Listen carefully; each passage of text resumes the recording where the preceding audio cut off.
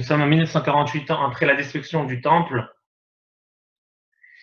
Et on a lu ce matin, dans le chapitre de Tehilim, on a lu Mizmor le Asaf, dans le chapitre 79, Mizmor le Asaf Elohim, Goïm Baou Nachalatecha, Dieu, des Goïm sont venus dans ton héritage, ont envahi ton héritage, Timou et Techal Kochecha, ont souillé ton temple saint, Samu et Yerushalayim Leiyim, ont détruit Yerushalayim, Natnu et Nivlat Avadecha Ma'achal Leof Hashamayim, ont livré les cadavres de tes serviteurs en pâture aux oiseaux du ciel, et c'est la chair de tes pieux adorateurs aux bêtes des champs. La question qui se pose, que tout le monde pose, normalement ça ne doit pas être écrit un Mizmor. Mizmor, ça vient, c'est de la réjouissance, c'est de la joie, c'est un chant qu'on donne à Kadosh Baruch Hu. Là, ça devrait être plus un châtiment, de la tristesse. Et donc, Rachamim nous répondent, font allusion à un roi qui a construit une maison pour son fils, qui venait de se marier.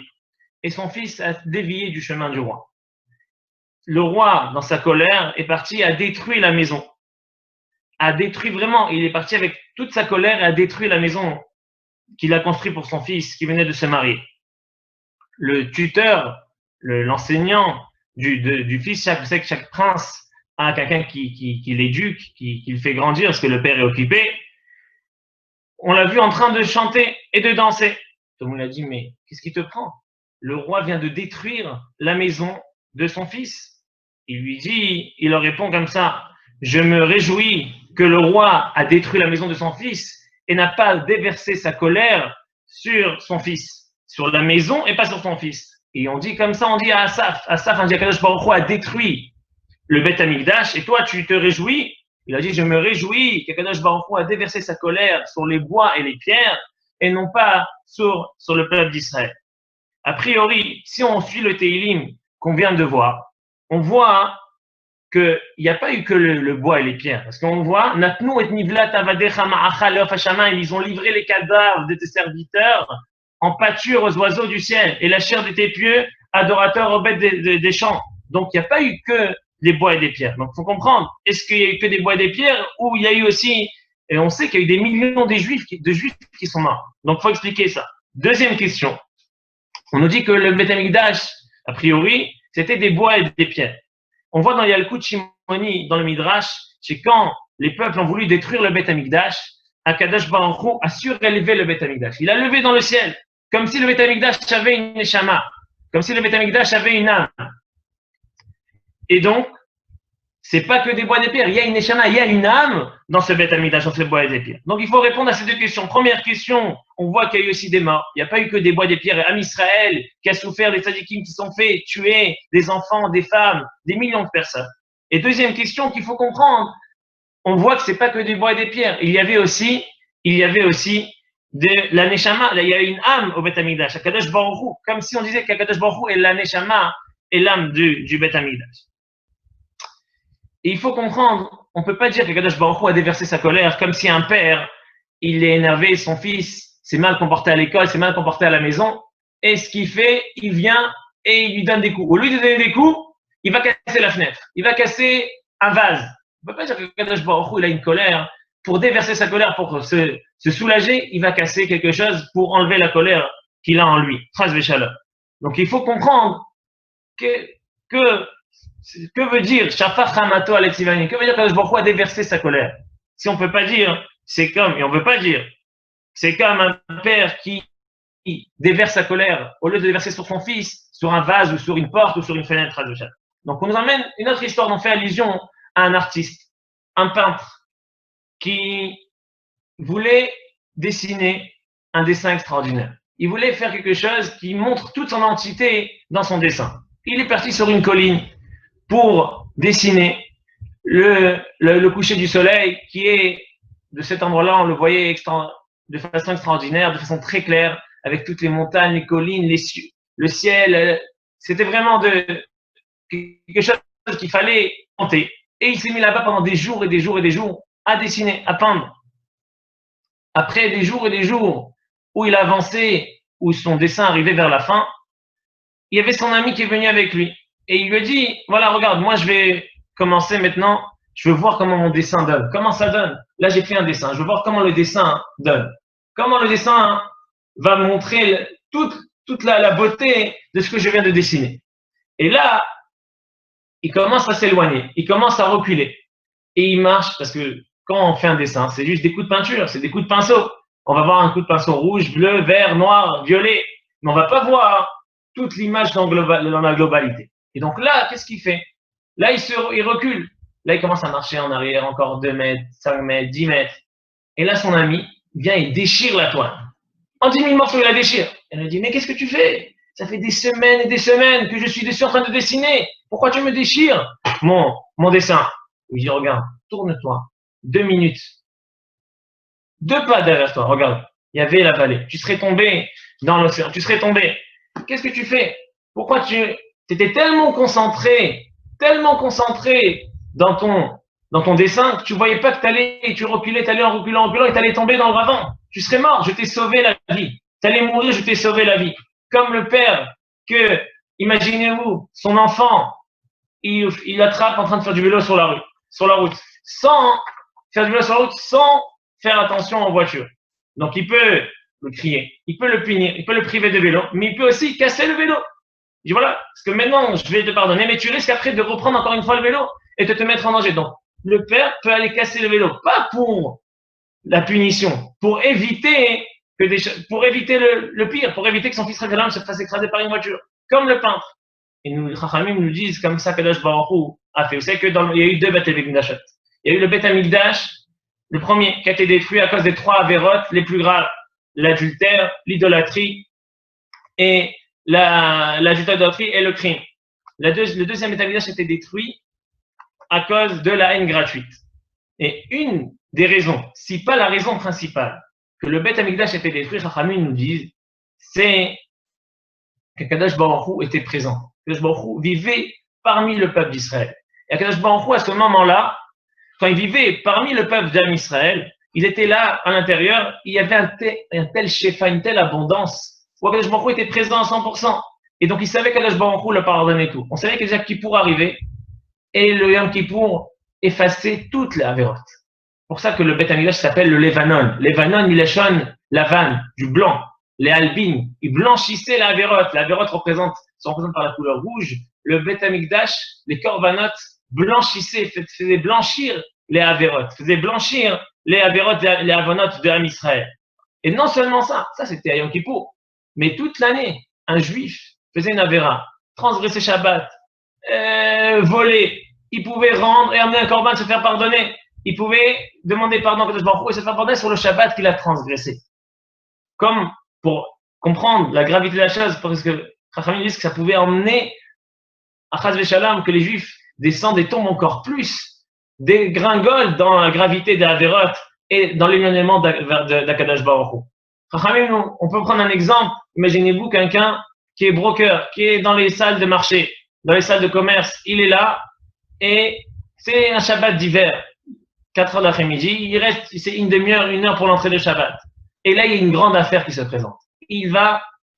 C'est quand c'est des hommes d'affaires, il se met à fond dans le sujet, et là, il est à fond. Et il voit pas que le temps passe. Il voit pas que l'heure de Shabbat arrive, et là, il est dans son truc, et il voit que s'il y a une affaire là à 500 000 euros, il sait qu'il peut gagner là encore 10 minutes, une demi-heure. Il dit, je vais m'arranger, il appelle sa femme, j'arrive, je vais être un peu en retard. Et il est là, 20 minutes, une demi-heure, et là, qu'est-ce qui se passe? Il arrive à gagner l'affaire. Il arrive, c'est une bonne affaire, et il empoche 500 000 euros. Il regarde la montre, Shabbat est rentré. Mince, il n'a pas vu. Shabbat est rentré il y a 30 minutes. 30 minutes que Shabbat est rentré. Il rentre chez lui à la maison à pied. Il ne va plus transgresser le Shabbat. Il rentre chez lui à la maison à pied. Et il se sent mal. Et il sait qu'il a fait une avéra. Il a transgressé Shabbat sans faire exprès Béchogeg. C'est pas qu'il voulait exprès. Il n'a pas vu le temps passer. Il était tellement dans son affaire, il n'a pas vu le temps passer. Là, qu'est-ce qu'il va voir le Rav? Le Rav dit, faut emmener un korban, le Beth Amikdash, korban khatat.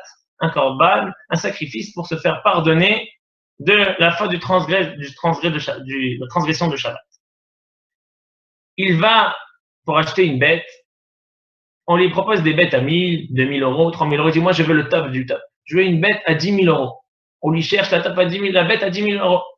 Et comme ça, ils sont bien. Moi j'ai emmené un korban, le top du top. Il va au Beth Amikdash, il arrive dans le Kohen, et il dit bon, allez, j'ai emmené un Beth Amikdash, et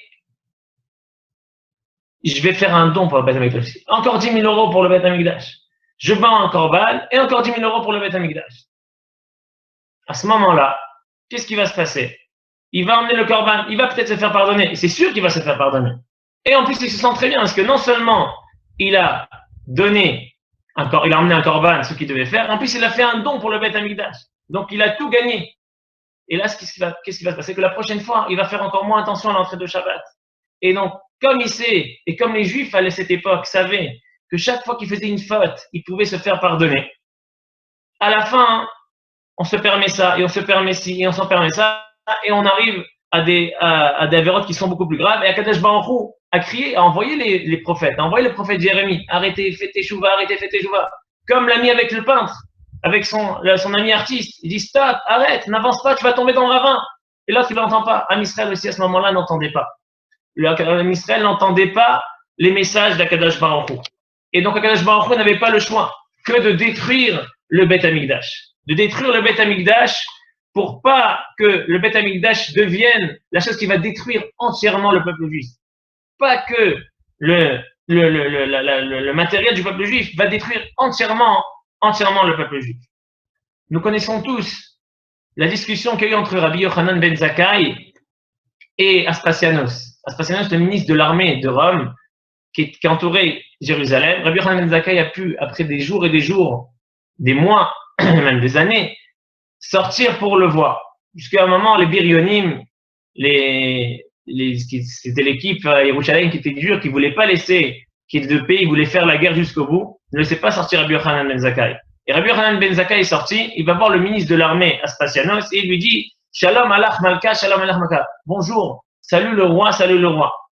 Et le Aspasianos lui dit tu es coupable de mort pour 2 raisons.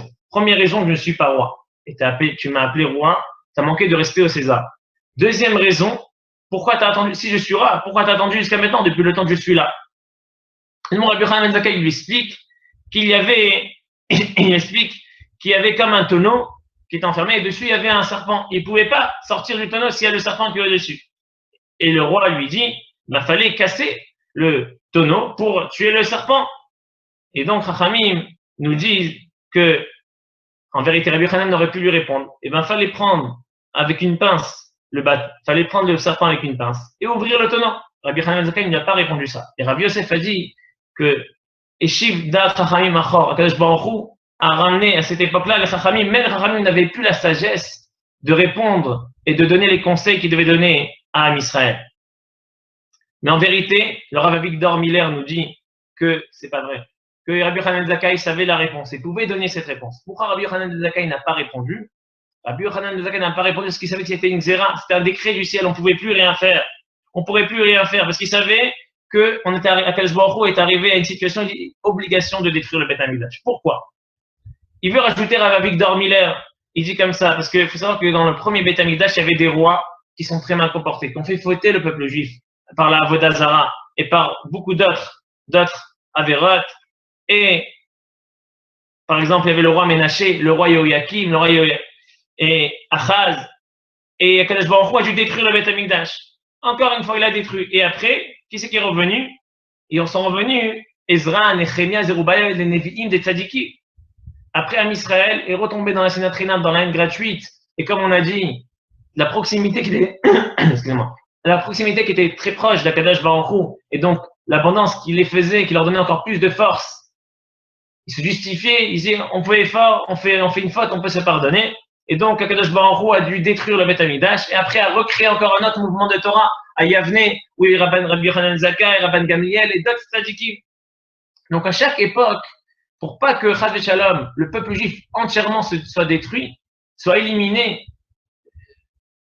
Akadosh Baruch Hu a créé a dû détruire le Beth Amikdash, les pierres et les bois, bien qu'on va voir qu'il y a une neshama, les pierres et les bois pour sauver, exactement, pour sauver la neshama.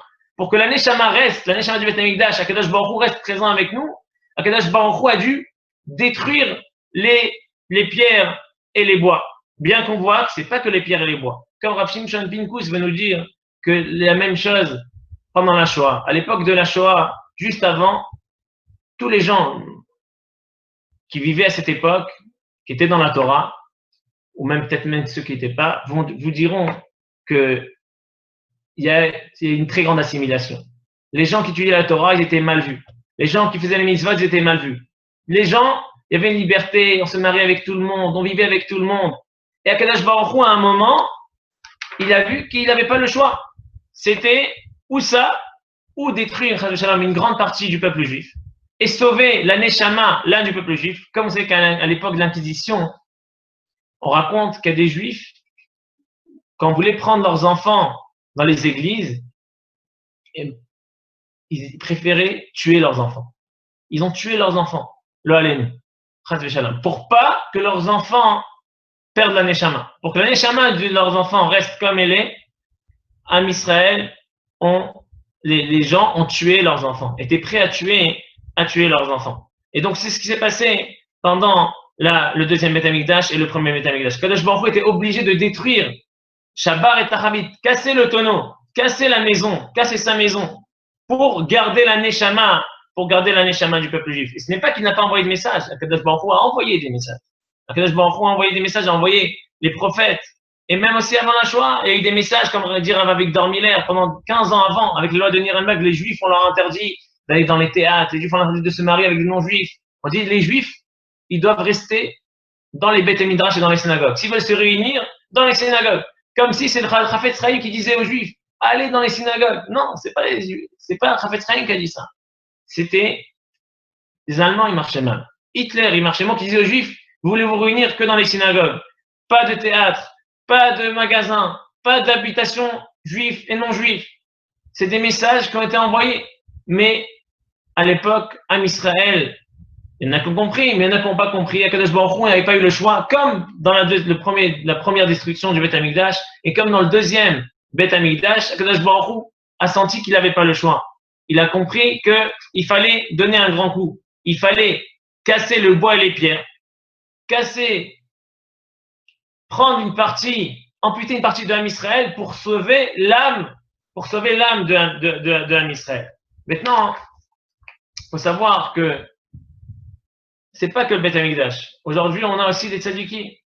Et tant que les tzadikim sont vivants, on remarque qu'on est protégé. Pourquoi? Parce que quand un tzadik se comporte avec le Kadosh Baruch Hu, par exemple la Hanava, avec toute l'humilité, avec la tzidkout, le chesed, dans le monde, il y a plus de facilité. Quand un tzadik fait beaucoup de chesed, il y a plus de facilité dans le monde de faire du chesed. Quand un tzadik est humble, il y a un géant dans la Torah qui est humble, il y a plus de facilité dans le monde d'être humble. Donc, on voit chez Am Israël que, comme le Beth Amikdash, quelques années après, il y a eu Aseret Harugei Malchut, comme on a lu ce matin aussi dans les Kinat, les 10 tzadikim qui ont été tués et torturés. Pourquoi Kadosh Baruch Hu les a enlevés? De la même raison. La raison où Am Israël se sentait, on peut compter sur nos rabbanim, on peut compter sur nos tzadikim. Les tzadikim sont là pour nous protéger. Eh ben non. Kadosh Baruch Hu leur a dit non. Même les tzadikim, les 10 grands tzadikim, vont mourir et de façon très, très cruelle, très, très dure. Pourquoi? Parce que Akadosh Baruch Hu sait que quand Israël tient sur des béquilles, on a les béquilles, on a les chachamim, et ben ils tiennent dessus, ils font pas d'efforts. Mais quand on leur enlève les béquilles, là ils vont faire des efforts. Comme raconte le Rav Yerucham de Mir, raconte que en Pologne, à un moment, voulait interdire la shrita. Comme on voit à l'Alenu, ça revient aujourd'hui, c'est dans l'actualité, en Europe, ou d'autres endroits dans le monde, on veut interdire la shrita. Il y a des gens qui défendent, qui essayent de défendre. Mais le Rav Yerucham de Mir a dit, on n'a pas besoin de défendre. Vous remarquerez que quand il y a des tzadikim, quand on dit Mishemet Rabbi bat la Hanava, quand Rabbi est mort, la Hanava a disparu, l'humilité a disparu. Parce que tant que Rabbi était là, ça faisait tenir la Hanava tenait, il représentait l'humilité dans le monde. Et ben il dit, tant que Ben Israël faisait attention à la shrita, tant que Ben Israël, Am Israël, Rav Yerucham de Mir disait, en Pologne, si on faisait vraiment attention à la shrita, on n'aurait pas mérité l'interdiction de la shrita.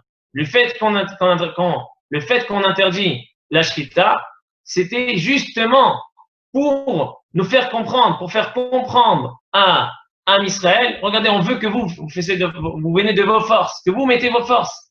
Quand c'est facile, on ne fait pas attention. Dès qu'on nous interdit quelque chose, D'un coup, tout le monde fait attention. Regarde, aujourd'hui, c'est Tisha B'Av, personne, jusqu'à Chatzot, on n'avait pas l'obligation d'étudier. Tout le monde veut étudier. Quand les yeshivot sont en danger, tout le monde veut aller dans les yeshivot. Quand on veut fermer une synagogue, tout le monde veut aller à la synagogue.